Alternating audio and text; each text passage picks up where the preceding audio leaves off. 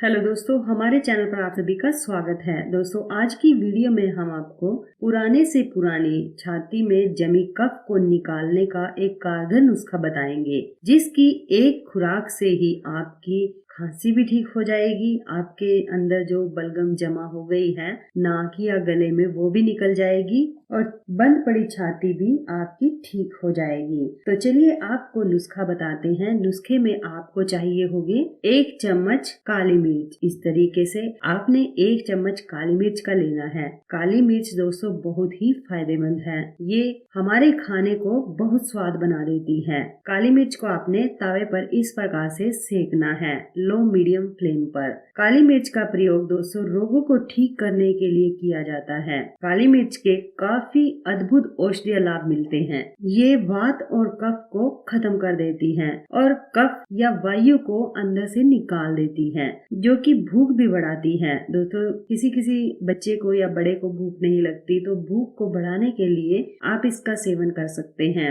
ये भोजन को अच्छी तरह से पचा भी देती है। लीवर को भी ये हमारे स्वस्थ बनाती है। यदि हम पेट दर्द में इसका सेवन करते हैं तो ये हमारे पेट दर्द को ठीक कर देती है। और कई बच्चों के पेट में कीड़े होते हैं या बड़े लोगों के पेट में भी कीड़े हो जाते हैं, तो उनको निकालने के लिए भी एक कारगर औषधि है। इस तरीके से दोस्तों आपने लो मीडियम फ्लेम पर इसको सेक लेना है, क्योंकि यदि आप ज्यादा तेज आंच करेंगे तो ये जल जाएगी और तिड़क के बाहर निकल जाएगी। तो आपने लो मीडियम फ्लेम रखनी है, उस पर ये भूननी है। अब दोस्तों ये भून चुकी है, इसको एक बर्तन में अलग से निकाल लें। अब इसी गर्म तावे पर आपने लौंग लेनी है 1 चम्मच। लौंग को आपने इसी तरीके से भून लेना है लो मीडियम फ्लेम पर। दोस्तों लौंग में फाइबर की मात्रा भरपूर होती है, ये कब्ज को ठीक कर देती है। गैस और पेट से जुड़ी कई समस्याओं को ठीक करने में ये हमारी मदद करती है। इसके अलावा भुनी हुई लौंग के पाउडर को यदि शहद में मिलाकर खाया जाए तो इससे हमारा जो पाचन है वो दुरुस्त रहता है, पाचन क्रिया चुस्त दुरुस्त रहती है इससे।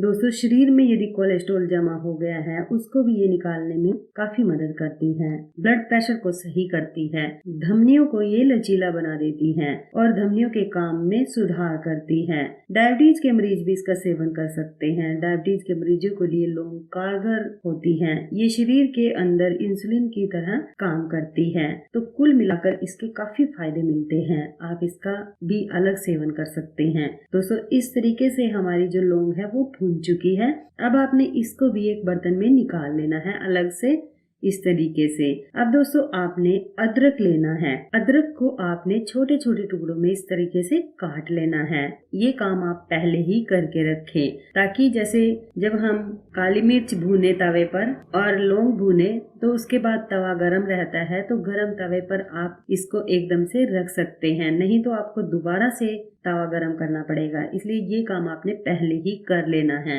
इस तरीके से आपने छीलकर काट कर छोटे छोटे टुकड़े ये तवे पर गरम कर लेने हैं, यानी सेक लेने हैं। दोस्तों ये काम आप गरम तवे पर यानी गैस बंद करके कर सकते हैं, क्योंकि यदि गैस ऑन रखेंगे तो ये ज्यादा जल जाएंगे आपके अदरक के टुकड़े। दोस्तों अदरक भी एक कारगर औषधि होती है, इसमें सूजन को कम करने के गुण होते हैं। हृदय रोग में ये काफी फायदेमंद होता है। पेट की गैस जिसे हो वो अदरक का सेवन करने से ठीक हो जाती है। बवासीर की बीमारी ठीक हो जाती है इससे। कब्ज और पेट फूलने की समस्या भी इससे ठीक होती है। अदरक को शहद के साथ यदि मिलाकर हर रोज सेवन किया जाए तो इससे सूजन और भूख की कमी जो है वो ठीक हो जाती है। हृदय रोग और पेट के फूलने का भी इलाज इससे कर सकते हैं। पेट रोग, एसिडिटी, ये सब इससे ठीक हो जाती है। खांसी में भी काफी फायदेमंद होता है ये। सांसों से जुड़ी समस्या जिसे हो वो भी इसका सेवन कर सकते हैं।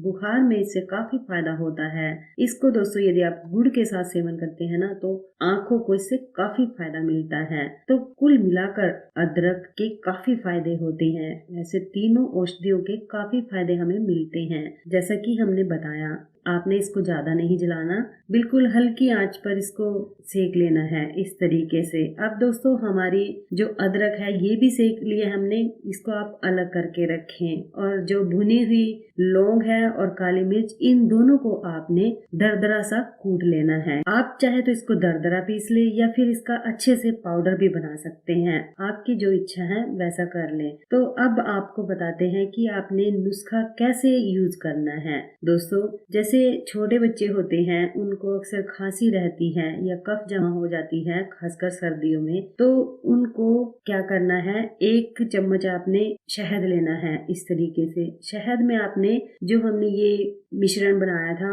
काली मिर्च और लौंग का, ये कूटकर हमने पाउडर बनाया, इसका दरदरा कूट ले या फिर आप इसको अच्छी तरह से भी चूर्ण बना सकते हैं। आपने 1 चम्मच शहद में इसको डालना है इस तरीके से।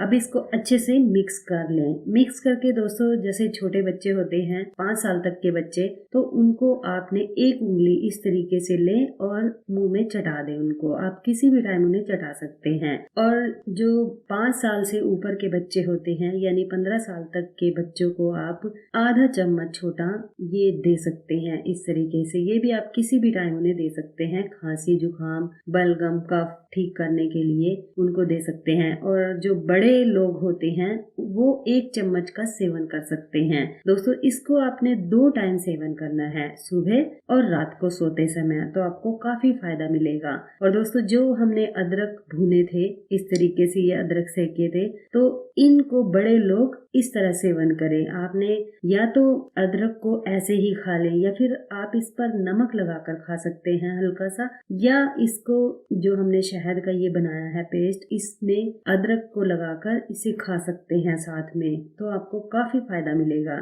या फिर आप अदरक को ऐसे भी चाट सकते हैं या फिर अदरक का रस इसमें मिलाकर खा सकते हैं पेस्ट में, तो आपको हर तरीके से फायदा मिलेगा। और छोटे बच्चों को अदरक ना दें क्योंकि अदरक स्वाद में तीखा होता है, तो बच्चे इसको पसंद नहीं करेंगे, तो उन्हें बिना अदरक के ही ये नुस्खा दें। बड़े लोग अदरक का रस लें या फिर अदरक को ऐसे ही खा ले सेक कर, या फिर अदरक में ये पेस्ट मिलाकर खा सकते हैं। तो दोस्तों आप भी इस नुस्खे का प्रयोग करके अपनी सालों पुरानी जमा कफ को निकाल सकते हैं, छाती में जमा कफ को निकाल सकते हैं, खांसी को सही कर सकते हैं, बलगम आपकी नहीं निकल रही उसको ठीक कर सकते हैं।